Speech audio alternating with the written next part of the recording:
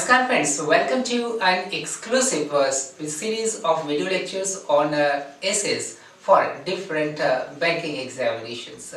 Friends, in this video lecture we will discuss a very important essay entitled whether the pandemic COVID-19 is the outcome of the wrath of nature or not.